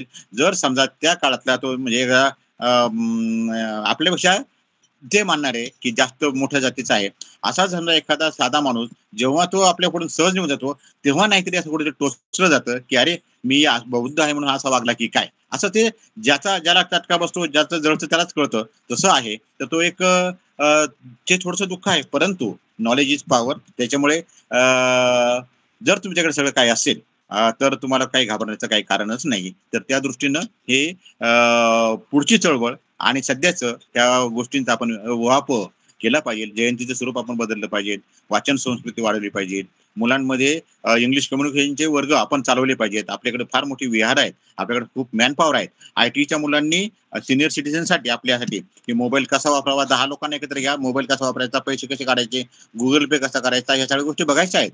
तुम्हाला आश्चर्य वाटेल की आता माझा भाऊ सेलटॅक्स मधून रिटायर झालाय, हर्षानंद सरांना माहिती आहे. आज हर्षानंदचे म्हणजे आमचे मामाचा मोठा मुलगा ते मला आज एका चॅरिटी कमिशन ऑफिसला भेटले होते आणि आमच्या तिथे गप्पा झाल्या. त्यांच्या बरोबरचे आमचे मोठे भाऊ सुरेश बाबुराव लोखंडे, त्यांनी बुधापूरमध्ये गावामध्ये चावडीमध्ये गावातील सगळ्या मुलांसाठी मोफत इंग्लिश स्पीकिंग कोर्स सुरू केले. तुम्हाला आश्चर्य वाटेल, जवळपास 105-106 मुलं, सगळ्या गावातली मुलं येतात, चावडीमध्ये बसतात आणि ते good morning, good evening, good afternoon sir, how are you असे बोलू लागलेत. आणि भावाचं म्हणणं असं आहे की त्यांचं शाळेमधली प्रगती वाढलेली आहे. गुरुजींनी सरांनी सांगितलं प्रगती वाढलेली आहे. सगळ्या गावातील वाडी वस्तीची मुलं तिथे येतात, शिकतात. परंतु त्या बिबट्यामुळे सध्या थोडंसं ते खंडित झाले आणि ते मोफत करतो आहे. आणि मग हे बीज येतं कुठं, जातं कोणापर्यंत? आणि जसं म्हणालो होतं मागच्या वेळेला की लोकांपर्यंत पोहोचणं, डिसिमिनेट करणं त्याला म्हणतात की ते लोकांना सांगणं. कारण बघा त्यावेळेला सुद्धा आपल्याला म्हणजे माझं तर इंग्लिश म्हणजे आपल्या पिढीचं असेल की 8वीला आपली एबीसीडी सुरू झाली. 8वीला म्हणजे A for apple, B for banana, काय असेल ते, सी फॉर कॅट, आणि मग CAT कॅट 8वीला सुरू झाले. परंतु त्या मुलांना, पहिली दुसरी तिसरीच्या मुलांना जेव्हा माझे भाऊ, मोठा भाऊ, तो आता जवळपास आता नियर अबाउट 70 इयर्सचा तो वर्षाचा असणार आहे, 70 वर्ष थोडा जास्त असेल, परंतु तो आज तिथे करतो आहे. आणि तो आता म्हणजे श्रामनेर झाला, बरंच त्या गावाला काम चालू आहे. तात्पर्य असं आहे की हे लोकांपर्यंत पोहोचवणं वेगवेगळ्या माध्यमातून, ज्याच्याकडे जे स्किल आहे. आणि आता ITतल्या मुलांची जबाबदारी जास्त आहे की त्यांनी लोकांपर्यंत, आपल्या नवीन पिढीपर्यंत हे वाचन करून ते लोकांपर्यंत पोहोचवलं पाहिजे. तुमचं जो होतं ना पुढच्या पिढीचं काय, त्या दृष्टीने एवढं बोलणं गेलं. जगताप सर बोला पुढचा काय. सर, तुम्ही आता हे सांगितलं की आता जी लोक रिटायर झालेली की त्यांनी बाबासाहेबांच्या आपण आरक्षणाच्या याच्यातून शिक्षण वगैरे घेऊन सर्व्हिस चांगल्या केल्या, तर आता आपल्या लोकांची जबाबदारी आहे की तुम्ही आता चांगला ह्या मुलाखती दरम्यान चांगला मुद्दा सांगितला की आता आपल्याला वेगळ्या पद्धतीनं समाजापर्यंत आपल्याला जायला लागेल आणि वेगवेगळे मार्ग अवलंबायला लागेल. कारण आता आरक्षणामुळं आपली मुलांना सर्व्हिस नाही किंवा नाही, काही कामधंदे वगैरे सुद्धा नाहीत. तर त्या दृष्टिकोनातून आता आपल्या लोकांना जे करायला लागणार आहे, आता तुम्ही याच्यात रिसर्च याच्यामध्ये टाटा समाज, तर त्याच्यामध्ये सुद्धा असे कोर्सेस वगैरे करणं किंवा हे करणं, ते मुलांना आता शिकवलं पाहिजे. आणि आता जे तुम्ही सांगितलं की बाबा ज्यांना शक्य होईल त्यांनी मोबाईलचं प्रशिक्षण सुद्धा लोकांना दिलं पाहिजे. खरं हे खरंच आवश्यक आहे. हे खूप सुंदर तुम्ही म्हणजे याच्यात सांगितलेलं आहे. तर त्याच्यात एक दिशा पण आम्हाला मिळू शकते की बाबा हे आपण पुढच्या पिढीला कसं एकत्रित करावं. तर खूप मस्त वाटलंय ते. तर याच्यानंतर तुम्ही जो सांगितलं की विहाराच्या माध्यमातून, तर तो एक आपल्याला खरं करता येईल. तर त्यासाठी तुमचं काही वेळेस आपण मार्गदर्शन पण आम्ही घेऊ शकतो की त्या दृष्टिकोनातून आपण आपल्याच्या या कार्यक्रमाचे हे करू शकतो आणि आपला हा बहुजन बहुजन सुख आहे याच्यावर सुद्धा आपण प्रसारित करू शकतो. त्या तर आपली समाजाला म्हणजे मदत सुद्धा होऊ शकते. एक आहे की आपली बौद्ध विहार आहे ती केवळ विहार नाही, ती संस्कार केंद्र झाली पाहिजेत. याचं कारण असं आहे की मी जवळपास नक्की सांगतो तुम्हाला 70 ते 80% विहारांमध्ये पुण्यातल्या फिरलेलो आहे. म्हणजे अगदी जे बोलवतील तिकडे मी जात होतो, फिरत होतो. त्यावेळेला माझ्याकडे MAT होती आणि केव्हाही जात होतो मी, त्याला काय प्रश्नच नव्हता. परंतु आजही त्या विहारांचं एक एकत्रित येणं सगळ्यांनी, गट तर सोडून द्या, राजकारण सोडून द्या, हा या गटाचं त्या गटाचं ते फार लांब राहिलं. पण धम्माचं काम करत असताना सगळ्यांनी एकत्र येऊन आपण जर समजा ह्या विहारांमध्ये काही आचारसंहिता, काही गाईडलाईन ज्याला म्हणूयात आपण, किती आपण साधारणपणे आपण म्हणतो रविवारी जमलं पाहिजे, पण रविवारी आपणच बघूयात किती लोक रविवारी विहारात जातात. बघूया, म्हणजे मी तरी जातो का विहारामध्ये रविवारी? आपण आपल्यालाच प्रश्न विचारू. म्हणजे आपण कधीतरी महिन्यातून गेलो, एखाद्या पौर्णिमेला गेलो, एखाद्या चांगलं कोणाचं प्रवचन असेल तिथे गेलो, आपण तिथे व्याख्यान द्यायला गेलो तर जातो. पण आता बघा की आता उदाहरणार्थ चर्चचं उदाहरण घ्या, लोक तिथे जातात, तिथे दान देतात. कारण मी तुम्हाला माहिती आहे की अनेक ठिकाणी काम केलेलं आहे. तिथे जातात आणि त्यांच्या दान देण्याची पद्धत अशी ओपन काहीच नसते. ते काहीतरी फिरवतात आणि हातात जे येईल ते फक्त टाकतात. ते कोणाला दिसत नाही. कोणी 1 रुपया दिला किंवा कोणी 10 लाख दिले ते दिसत पण नाही. आणि ते पे बॅक टू सोसायटी जे घडतं ते आपल्याकडे घडेलच असं होत नाही. मी द्यायचा 10 रुपये आणि माझी जाहिरातीवरती माझा फोटो टाका बॅनर्सवरती, असं मीच म्हणतो. मी दिले 10 रुपये पण टाकतो पार त्या 1000 रुपयाचा मोठा मोठा फोटो टाकतो. त्याचप्रमाणे बघा की आता परवा ईद झाली आणि अतिशय चांगलं की सगळे एकत्र जमणं, शिरखुर्मा खाणं, अमकं खाणं, तम खाणं. परंतु त्या काळात त्यांनी म्हणजे ती पथ्य पाळतायत किंवा ज्या पद्धतीने ते वागतात. कारण त्यांच्याकडे सुद्धा एक जकात एक नावाचं आहे. कारण मी तुम्हाला माहिती आहे की कुराणावरती पण बोलतो मी, कुराण पण वाचले मी. तर त्याच्यामध्ये जकात नावाचा जो प्रकार आहे की तो द्यावाच लागतो. म्हणजे समजा मी 100, जसं आपण होतं ना 20% बाबासाहेबांनी म्हणाले होते आपल्या ह्याच्यातले, तर ते तशाच टाईपचं तिथे आहे आणि ते देतात ते लोकांना आणि त्यातून खर्च करतात. कोणाला शाळेला दप्तर देतात, कोणाला युनिफॉर्म देतात, काहींना पुस्तकं देतात आणि त्यांच्या पद्धतीने चालू आहे. तर तसं आपल्या याच्यामध्ये चळवळीमध्ये जर आपण ते केलं तर ते पुढे चांगल्या पद्धतीनं होण्यासारखं आहे. आणि ते जसं म्हणाला ना, म्हणजे आव्हानात्मक जरी असलं तरी ते अवघड अजिबातच नाही, फार सोपं आहे. परंतु जसं आता आपला ग्रुप आहे, तुम्ही फक्त एक प्रयोग करून बघा, की ज्येष्ठांसाठी मोबाईलचं ऑनलाईन लेक्चर आहे. तुमच्यातल्या एखादा आयटीतला कोणाचा मुलगा असेल त्यांना बोलू द्या. मी सांगतो तुम्हाला म्हणजे जवळपास 20 पेक्षा 25 पेक्षा जास्त लोक ते जमा होतील. मग गुगल पे कसा असतो, मग कसं फसवलं जातं, काय करावं लागतं, नंतर तुमची एक बाग आहे आरोग्यासंबंधी तुम्ही बोला, ज्येष्ठ नागरिकांसाठी आरोग्य, शुगर कधी बघायचे, बीपी कधी बघायचे, याच्यामध्ये निसर्गविषयक विचार काय गौतम बुद्धांचे, खैरकरांचं पुस्तक आहे, तर त्याच्यावरती निसर्गविषयक बोलायचं. आणि आत्ताचं आरोग्य, लोक ताबडतोब आपल्याकडे अट्रॅक्ट होणार. पण आता तुम्हाला द्यायचे काय? म्हणाल ना जागतिक, तुम्ही मग आरक्षणाच्या विषयी बोललात, जागतिकीकरणाच्या याच्यामध्ये, की आता आपल्याला कसं होतं की मुलाला मुंबईला नेऊन एखादा चिकटवला किंवा एखाद्या कंपनी तिकडे तिकडे गेला की तो नंतरच बाहेर पडायचा, असं होतं. परंतु आत्ताची पिढी तशी नाही. आता पॅकेजचा जमाना आहे. आता समजा मला 20 लाखाचं पॅकेज आहे वर्षाला, तर मला 25 मालक मेडिकल सुटतो, बघतच नाही तिथे, तिथून 30 मालक मी थांबतच नाही. तात्पर्य असं आहे की आता तो जमाना आलाय. आणि त्यासाठी म्हणलं ना तुम्ही की ज्ञान तुम्हाला जर असेल तर तुम्हाला कोणीच अडू शकत नाही. म्हणजे जात पात तुमची फार लांब राहते, तरी सुद्धा आयटी क्षेत्रातले माझे काही मित्र आहेत, त्यांची मुलं आहेत, त्यांना तिथे वेगळ्या पद्धतीचा कसा त्रास दिला जातो, म्हणा ना शुभ अजेंडा. तर काही माझ्या मित्रांच्या आयटीतल्या मुलांनी तिथले जॉब सोडले. त्याचं कारण असं की जे एखादं काम त्याचा जो कोण बॉस असेल तो एखाद्या विशिष्ट व्यक्तीला जास्त देतो, आणि आपल्या ज्या याच्यामुळे नावामुळे मग थोडंसं वेगळंच काम देणं, हिडीस करणं, थोडंसं ट्रीटमेंट वेगळं देणं, किंवा बसण्याची जागा बदलणं, किंवा त्रास कसा होईल ते बघणं, क्वालिटी असली तरी सुद्धा. परंतु तिथे सुद्धा आपण पुन्हा बाबासाहेबांना डोळ्यासमोर आणलं पाहिजे. आणखी बाबासाहेबांच्या अंगावरती फाईल फेकली असेल, बाबासाहेबांना ते पाणी मडक्याला हात लावून मिळाला नसेल, तर ते त्याच्यापेक्षा हे काहीच नाही. कारण बाबासाहेबांनी किती सहन केले, तर त्या दृष्टीने काहीच नाही. हे आत्ताच्या मुलांना सुद्धा सांगायला पाहिजे की हेही दिवस जाणार आहेत आणि तूच बाबासाहेब होणार आहेस, आणि ते होऊ शकतं. हे अतिशय महत्वाचं आहे. परंतु ते आपल्याला बाबासाहेबांनी दिलेला जो पासवर्ड, ज्याला आपण म्हणत की जय भीम ज्याला आपण म्हणतो, हे याच्यामध्ये खूप मोठी ताकद आहे. आणि त्याच्यामध्ये घाबरायचं, लाजायचं, भ्यायचं काहीच कारण नाहीये. आणि त्यातून पुढे मार्गक्रमण करत राहायचं. आणि येणारं यश ते आपलंच आहे. परंतु त्या दृष्टीने सुद्धा आजही आपण म्हणजे आपला याचा बहुजन नेत्याच्या ग्रुपमध्ये आता याच्यामध्ये आपण पाहिलंय की तुम्ही जे प्रश्न देताय, मी ते प्रश्न रोज वाचतो, त्याची उत्तरं पण वाचतो. आणि काही काही अगदी 6 वाजून 2 मिनिटांनीच लगेच उत्तरं ताबडतोब येतात. काही ज्याला आमच्या भाषेमध्ये ऑब्जेक्टिव्ह असतात, काही डिस्क्रिप्टिव्ह असतात, काही फक्त डिस्क्रिप्टिव्हला थोडंसं जास्त वेळ लागतो, पण ऑब्जेक्टिव्हला यांचं नाव काय, त्यांचं नाव काय, ह्या सगळ्या गोष्टी पाहतो. आणि त्यावेळेला मी माझ्याकडे असणार ते धम्मपद तेही बघत असतो. मी त्याच वेळेला त्या ट्रान्सलेशन केलेलं नक्की काय काय आहे ते, आणि ते बघत असतात. बघा, म्हणजे याचा अर्थ असा, मी सांगतोय याला थोडंसं वेगळी फ्रेम देऊ, की आपल्यावरती लक्ष ठेवणारे लोक असतात आपल्याकडे, आणि आपण काय करतो, काय वागतो, काय कसं बोलतो, कसं प्रेझेंट होतो, किंवा शब्द कसे वापरतो, या सगळ्या गोष्टींकडे आपलं ते लक्ष ठेवतात आपल्या समाज, म्हणजे सगळ्यांवरती. तर त्या दृष्टीने आपली मुलं, आपलं कुटुंब, आपला समाज, आपली वस्ती, आणि आपण आपले राजा आहोत ना मूळचे, त्याच्यामुळे आपण घाबरायचं कारण नसतं. आपण आपल्या मस्तीमध्ये राहिलो, आपल्या ज्याला म्हणून की ताकदीने राहिलो, तर घाबरायचं काहीच कारण नसतं. प्रवृत्ती आहेत, येतात आणि जातात. परंतु आपण एकसंघ होणं आणि पुढे जाणं, आणि नवीन नवीन आता येणाऱ्या आव्हानात्मक आता याच्यामध्ये जागतिकीकरणाच्या युगामध्ये आपण म्हणतो एलपीजी म्हणतो, लिबरलायझेशन वगैरे सगळं म्हणतो आपण, ते ग्लोबलायझेशन आहे सगळं ते, परंतु प्रायव्हेटायझेशन ज्याला आपण म्हणतो ते.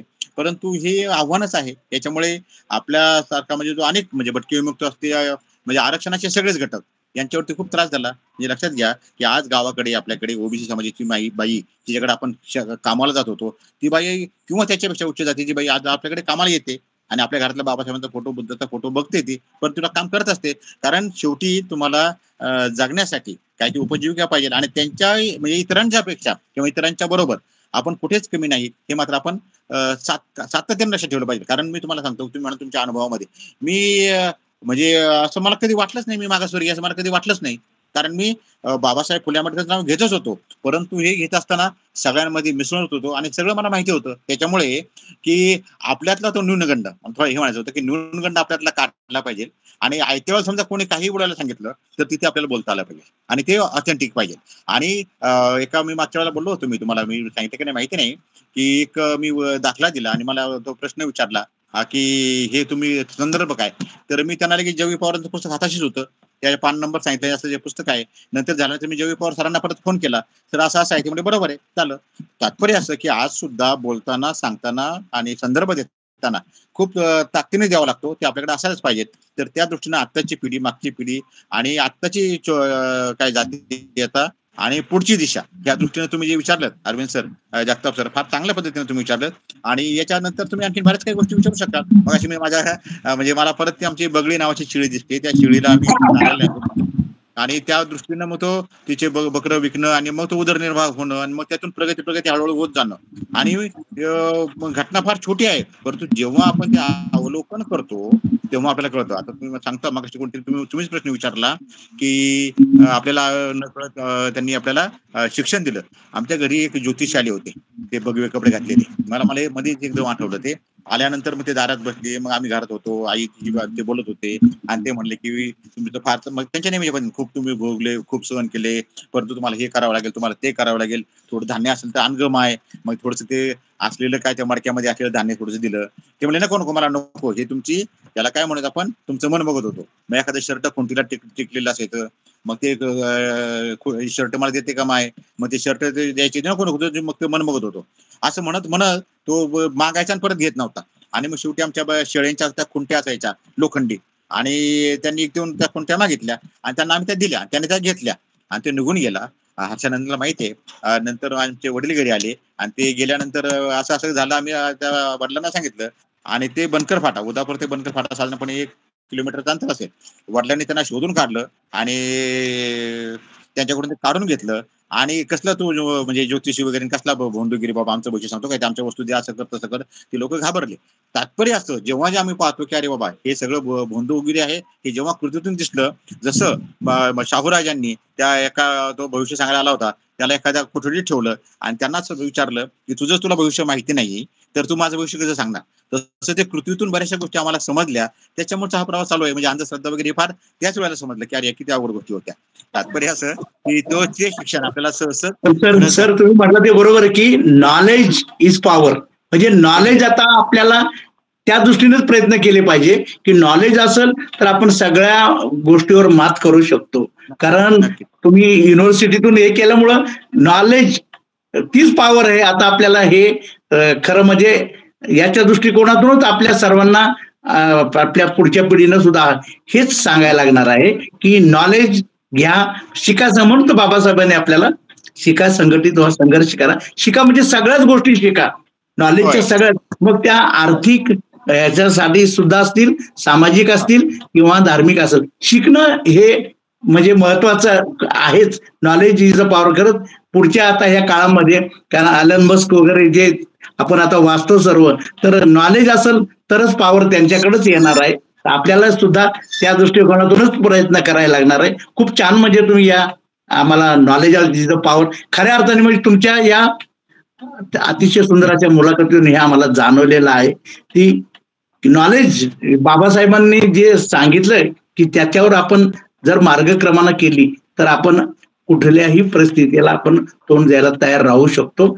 असा आपला हा संदेश याच्यातून आम्हाला सर्व येणाऱ्या पिढींना सुद्धा जो आहे तो हा खरा संदेश आपला आहे हे आम्हाला जाणवलं. याच्यामध्ये एक आहे की बाबासाहेबांचं कुटुंबामधले स्थान आणि कुटुंबामधल्या गोष्टी आणि तिथं होणारा त्यांना त्रास, कुटुंब म्हणून बाबासाहेबांना एक कुटुंबातील व्यक्ती म्हणून बघा, तर तिथलं ते तुम्हाला कळेल की अरे इथे पण बाबासाहेबांना किती त्रास झालेला आहे कुटुंबामध्ये सुद्धा. एक भाग. दुसरा भाग असा की इतर समाजातील लोकांनी त्यांना किती त्रास दिला, हा दुसरा भाग. आणि तिसरा भाग म्हणजे आपल्या समाजातील लोकांनी, त्यांच्या जवळच्या लोकांनी बाबासाहेबांना किती त्रास दिला, हा तिसरा भाग. मग त्या दृष्टीनं आता आपल्याला जो कायदा म्हणजे जवळपास त्रास नाहीच असं म्हणजे चालण्यासारखं आहे. म्हणजे ते आपण उदाहरण मात्र नेहमी आपल्या डोळ्यासमोर आपण ठेवलंच पाहिजे की बाबासाहेबांना इतक्या त्रासातून आणि बाबासाहेबांचा त्रास म्हणजे नाव घेतल्याशिवाय आता कोणालाच जगता येणार नाही. कोणाला जगता येणार नाही. कारण बाबासाहेब आपल्यासाठी इतकी फिक्स असेट म्हणजे फिक्स डिपॉझिट ठेवले आपल्यासाठी, त्यांच्या व्याजावरती आपल्या अनेक पिढ्या त्या चालणार आहेत. परंतु आजही आपल्याला कळत नाही की बाबासाहेबांचं जे लिखाण आहे ते आपण अजूनही वाचत नाही. आणि जे लोक जे वाचतात ते लोकांना खरं सांगत नाहीत. आणि मग त्याचं इंटरप्रिटेशन सुद्धा लोकांना काही लोक वेगळ्या पद्धतीने सांगतात. ते अतिशय चुकीचं आहे. तसं होऊ नये म्हणून साठी की हे दिशादर्शक, आता बाबासाहेबांनी बघा किती डिग्र्या, किती वर्षात, आणि संविधानासंदर्भात तुमच्याशी मी कधी बोललो की नाही माहिती नाही, परंतु संविधान सभेमध्ये बाबासाहेबांचा प्रवेश कसा झाला हे जर पाहिलं आपण तर ते फार भयानक प्रवास आहे. ते कसे संविधान याच्यामध्ये समितीमध्ये कसे आले, हा जर म्हणजे संविधान लिहिण्याच्या पूर्वीचा जर भाग जर पाहिला तर त्यांना खूप खडतर प्रवासाला त्रास म्हणजे त्यावेळेला जोगेंद्रनाथ मंडल असतील किंवा तुमचे ते म्हणजे बॅरिस्टर सप्रू असतील किंवा बॅरिस्टर जयकर असतील किंवा बॅरिस्टर बाबासाहेब आंबेडकर असतील, तर त्या काळातलं सुद्धा चित्र वेगळं होतं. तर अशा परिस्थितीत सुद्धा की आपण जे सहन करतो किंवा आपण जे बोलतो याला काहीच म्हणजे ज्याला आपण म्हणत की अरे हे दुःख नाहीच आहे, हा एक जीवनाचा आपला प्रवास आहे. तर त्या दृष्टीने सुद्धा आपल्यासारख्या सगळ्याच लोकांनी आता बघा जवळपास 27 म्हणजे जवळपास 100 लोक ऐकत असतील जर घरामध्ये, जर हे ज्याला आपण म्हणत की जर स्पीकरवरती घेतलं असेल तर एक आहे की चिकाटी पाहिजे, जिद्द पाहिजे, घरातलं वर्तन, घरातलं ज्याला म्हणत की बोलणं, समाजामध्ये राहणं, समाजामध्ये मिसळणं, आणि ती आता इथून पुढे तर फारच काळाची गरज आहे, फारच काळाची गरज आहे. कारण आज बघा महिला वेगवेगळ्या ठिकाणी दिसतात, म्हणजे वेगवेगळ्या पोशाखामध्ये दिसतात. परंतु मला एक सांगा की आम्ही म्हणजे जाहिर कधी कधी बोलतो, म्हणजे तो कधी कधी पॅन्ट रंगामध्ये येतोच, आणि मग आम्ही म्हणतो की बाबा पुण्यात लोक जातात म्हणजे अगदी त्या भिडेवाड्याच्या तिथे सावित्रीबाईंनी शाळा सुरू केली 1848ला 1 जानेवारीला.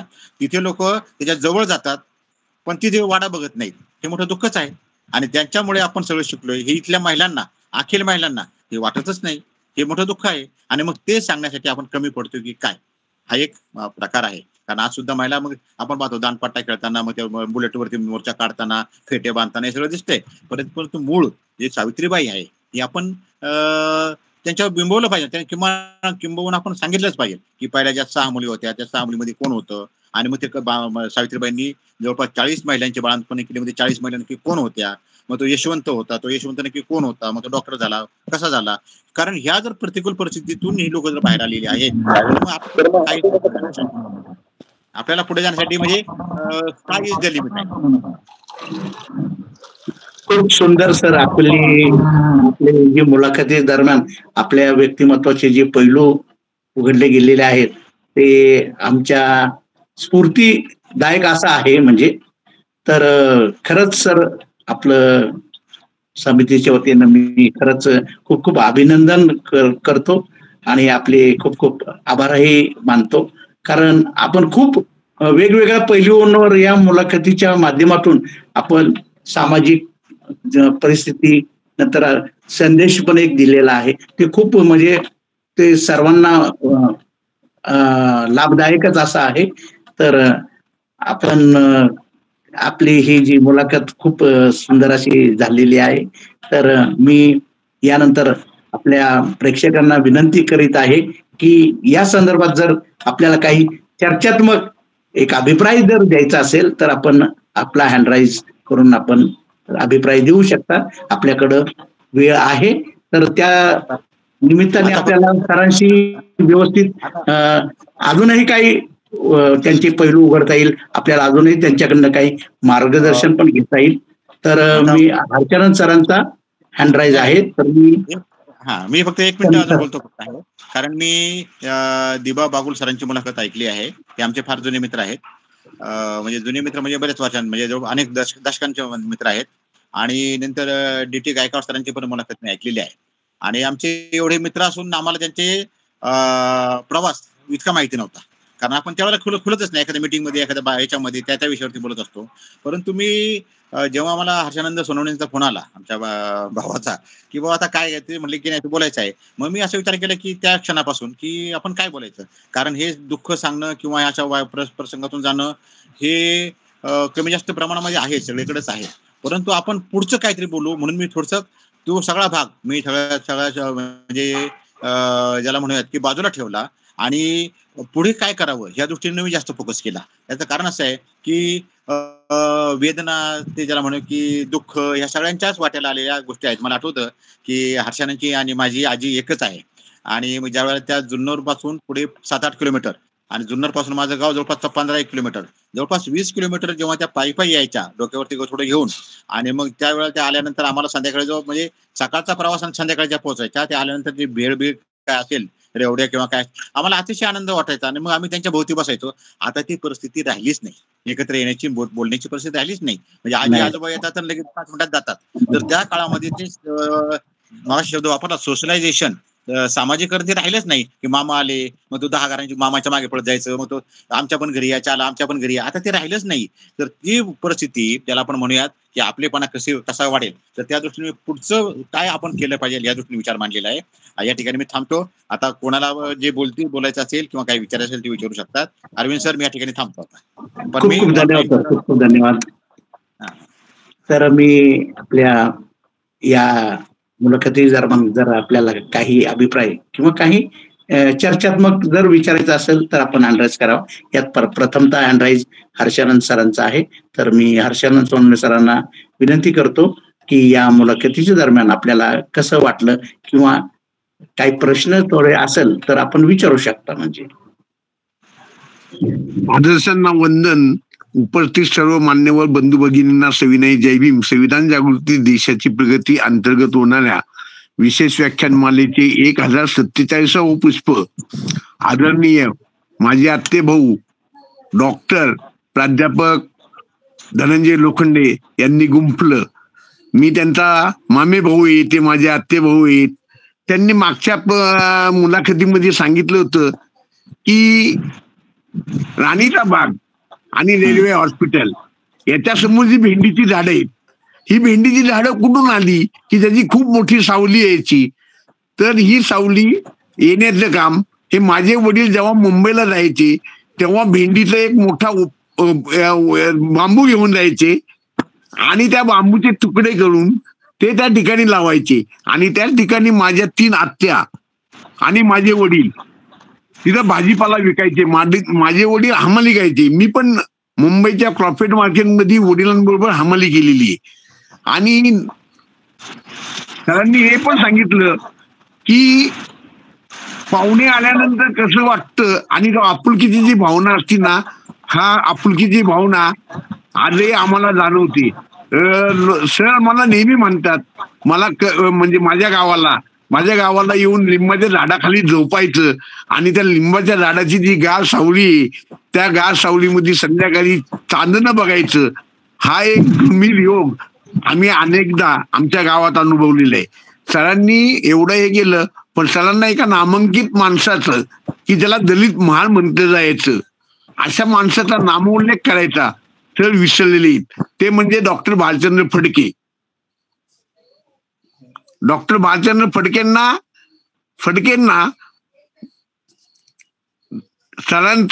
सरांना भालचंद्र फडकेंचा खूप मोठा सहवास लाभलेला आहे. आणि सरांनी धनंजय लोखंडे सरांनी गावाला गेल्यानंतर, गावाहून आल्यानंतर त्यांना गावची सीताफळ आणली होती.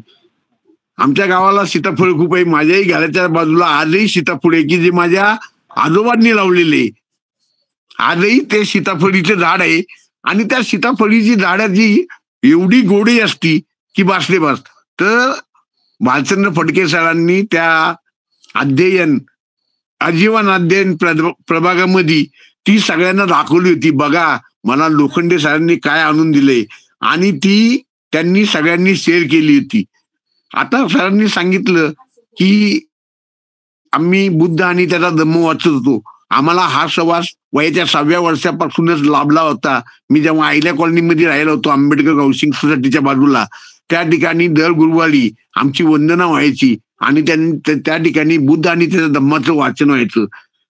मला सांगायला आवडेल, धनंजय लोखंडेंना माहिती आहे की माझे आजोबा म्हणजे माझ्या आईचे वडील, की जे धनंजय लोखंडे सरांचे आईचे मामा होते, ते आले ना गावाला तर एक दिवस मुलीकडे राहायचे, एक दिवस उदापूरमध्ये जायचे, एक दिवस येडगावला जायचे की येडगावला तिथं त्या ठिकाणी त्यांचे मावळ भाऊ राहायचे.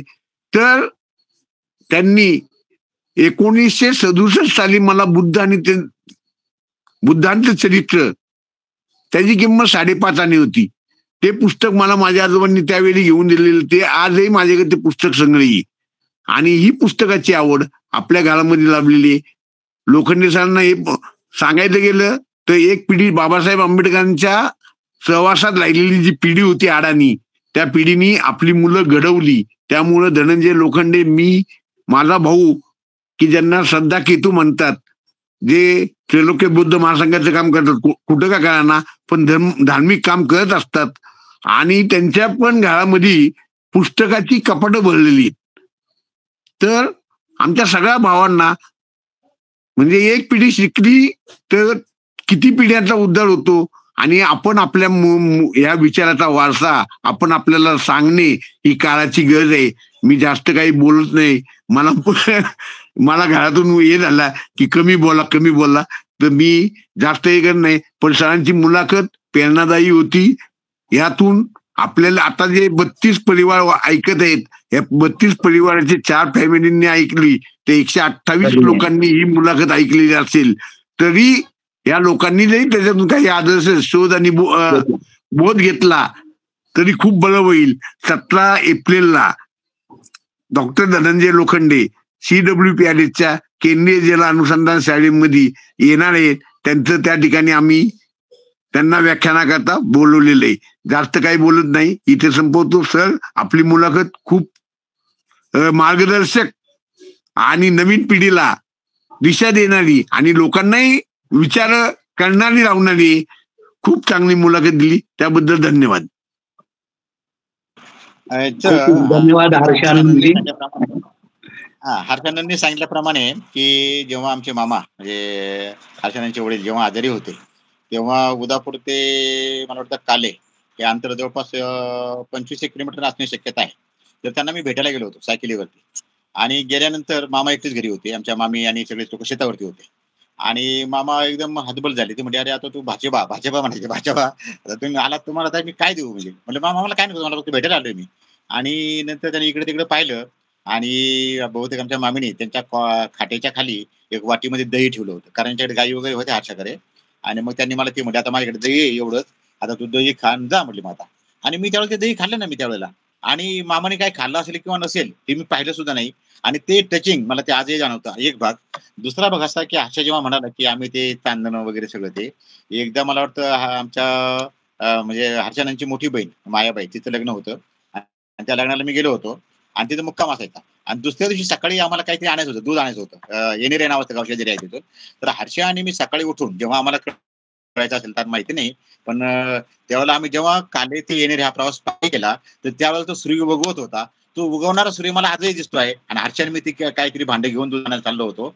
आणि मग हे जेव्हा पाहतो त्यावेळेला त्यावेळेचं प्रेम, त्यावेळेचा जिव्हाळा हा गेला कुठे सगळ्यांमध्ये ना, आमचंच म्हणत नाही, सगळ्यांमध्ये असं राहिलेलं नाही. हर्षाने तू ह्या 2 आठवणींना परत मला उजाळा देण्याची वेळ आणली, म्हणून मी तुझ्याशी बोललोय. धन्यवाद. बोला. खूप खूप धन्यवाद सर.